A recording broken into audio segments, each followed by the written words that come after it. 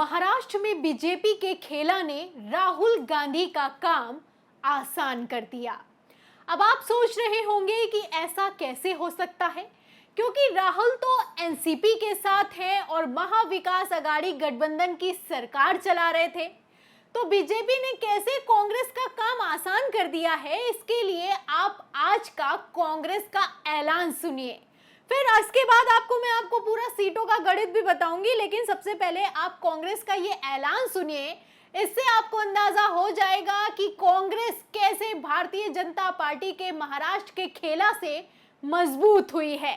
आप देखिए खबर न्यूज़ 24 की। इसमें लिखा हुआ है कि एनसीपी में टूट के बाद कांग्रेस ने महाराष्ट्र में नेता विपक्ष के पद पर दावा ठोक दिया है। तो अब कांग्रेस दूसरे नंबर की पार्टी बन चुकी है महाराष्ट्र में, और इसीलिए नेता विपक्ष की कुर्सी पर दावा ठोक दिया गया है कांग्रेस की तरफ से। तस्वीरें निकलकर सामने आई हैं कि महाराष्ट्र में कांग्रेस मुख्यालय में मीटिंग हुई और मीटिंग के बाद ये फैसला लिया गया है। कैसी तस्वीरें निकलकर सामने आई, आप तस्वीर अपनी फुल स्क्रीन पर देखिए।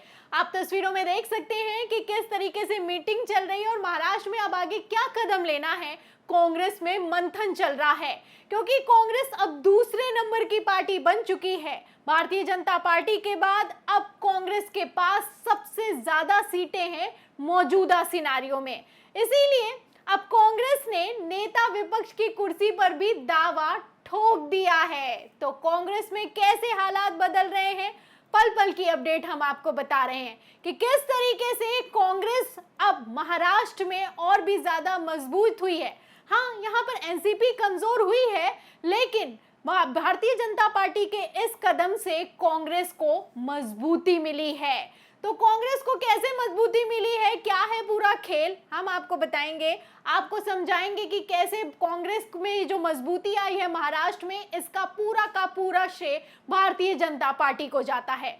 इसके लिए क्या खेला हुआ है, आप खबर देखिए। आपको खबर एक दिखाती हूं मैं, खबर देखिए आप एबीपी की। इसमें लिखा हुआ है कि शिवसेना के बाद एनसीपी की टूट ने कांग्रेस को कैसे महाराष्ट्र की दूसरी सबसे बड़ी पार्टी बना दिया। तो शिवसेना में टूट हुई और एनसीपी में टूट हुई, और अब एनसीपी की टूट के बाद कांग्रेस मजबूत हुई है। कैसे, इसके लिए आप सीटों का गणित समझिए। देखिए खबर में क्या लिखा है, पहले ध्यान से सुनिए। देखिए इसमें लिखा है कि बीजेपी के पास 105 सीटें, शिवसेना के पास 40, शिवसेना यूबीटी के पास 16, यानी कि उद्धव ठाकरे वाली शिवसेना के पास कितनी सीटें हैं, 16। इसमें लिखा है एनसीपी के पास 53 है, कांग्रेस के पास 45 और अन्य के पास 29 सीटें हैं। ये महाराष्ट्र की विधानसभा सीटों का आलम है। आगे सुनिए, इसमें लिखा है कि यहीं पर अजीत पवार के एनडीए में शामिल होने के बाद एनसीपी के 53 विधायकों में से 30 विधायकों का समर्थन की बात सामने निकलकर आई है कि 30 जो विधायक हैं एनसीपी के, वो भारतीय जनता पार्टी और शिंदे गुट के साथ मिलकर सत्ता पक्ष में शामिल हो जाएंगे।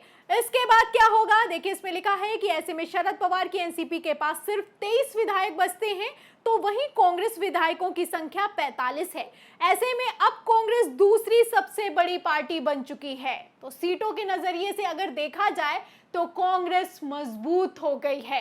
भारतीय जनता पार्टी ने नारा दिया कि जो देश है, जो भारत है, उसको कांग्रेस मुक्त कर देंगे, लेकिन अब आप देखिए कि किस तरीके से इनडायरेक्टली कांग्रेस को ही मजबूत कर दिया है। कोशिश तो की होगी कि ऐसा ना हो, कोशिश तो की गई थी कि कांग्रेस के भी विधायकों को तोड़ा जाए, लेकिन ऐसा कुछ हो ना सका। जब सरकार चल रही थी महाविकास अघाड़ी गठबंधन की, तो कई बार खबरें निकलकर सामने आई कि कांग्रेस के विधायकों को तोड़ने की कोशिश की जा रही है, लेकिन ऐसा कुछ हुआ नहीं। एनसीपी के विधायक टूटे हैं और अजीत पवार ने कैसा खेला किया है आप जानते हैं। अब ऐसे में कांग्रेस के पास 45 सीटें हैं। इसी तरीके से शिवसेना के साथ भी आप जानते हैं, क्योंकि शिवसेना के पास वैसे अगर देखा जाए तो 40 और 16 को अगर मिला दे तो 56 सीटें होती हैं। तो ऐसे में शिवसेना दूसरे नंबर की पार्टी थी, लेकिन जब एकनाथ शिंदे विधायकों को लेकर उड़नछू हो गए और भारतीय जनता पार्टी के साथ मिलकर सरकार बना ली, तो विधायक बट गए। 40 चले गए शिंदे के साथ और 16 बच गए उद्धव ठाकरे के पास।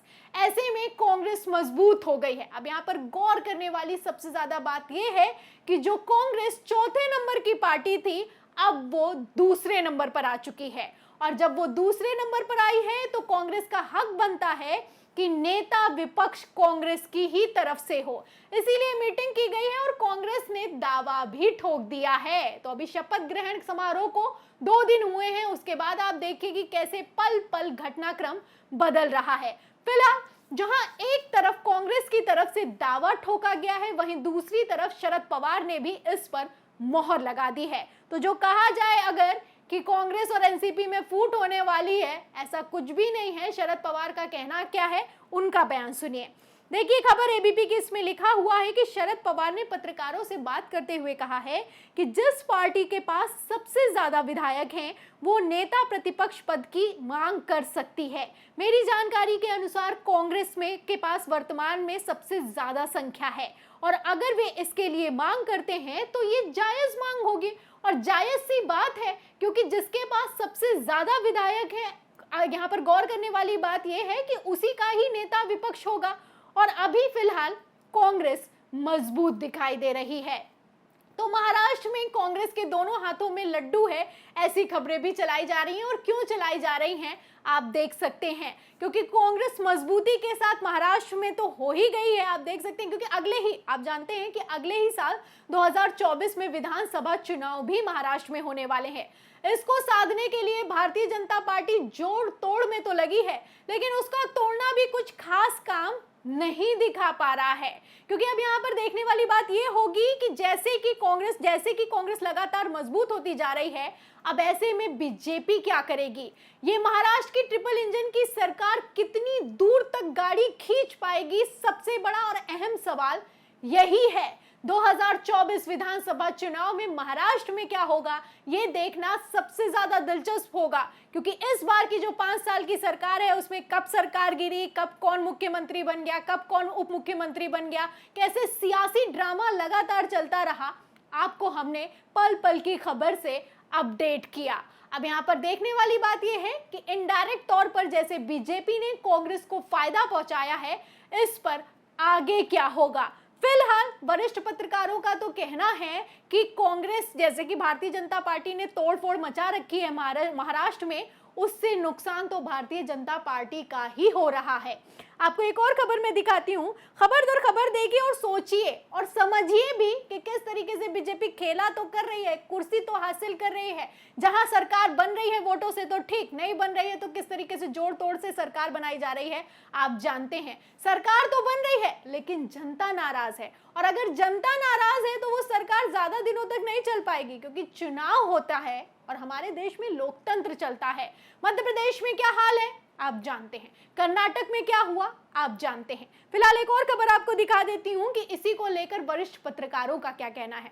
खबर देखिए आप एबीपी की, इसमें लिखा हुआ है कि महाराष्ट्र एनसीपी तोड़ना बीजेपी को पड़ सकता है भारी, जानिए क्या कहते हैं वरिष्ठ पत्रकार। तो खबर में लिखा है कि वरिष्ठ पत्रकारों का मानना है कि भारतीय जनता पार्टी को महाराष्ट्र में जिस तरीके से तोड़फोड़ मचा रखी है, कभी डबल इंजन की कभी ट्रिपल इंजन की सरकार बना रहे हैं, इससे नुकसान होगा, क्योंकि आप तो हिंदुत्व का झंडा बुलंद करते हैं, इसीलिए आप एकनाथ शिंदे को लेकर आए, अब आप एनसीपी को भी ले आए।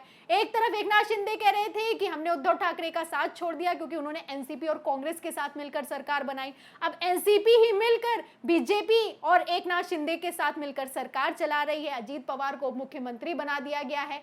तो क्या चल रहा है क्या नहीं चल रहा है यहां पर समझना बहुत मुश्किल है। फिलहाल आपको क्या लगता है कि 2024 विधानसभा चुनाव में महाराष्ट्र में क्या होगा, जिस तरीके से कांग्रेस मजबूती के साथ खड़ी हुई है उसका क्या होगा, और भारतीय जनता पार्टी ने जैसे तोड़फोड़ मचा रखी है उसका क्या होगा।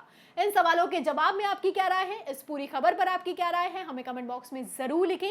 वीडियो को ज्यादा से ज्यादा शेयर करें, सब्सक्राइब बटन दबाएं, बेल आइकन दबाएं ताकि हर खबर की नोटिफिकेशन आप तक पहुंचती रहे। मैं प्रियंका, आप देख रहे थे 4 PM, फिर मिलते हैं अगली खबर के साथ, तब तक के लिए धन्यवाद।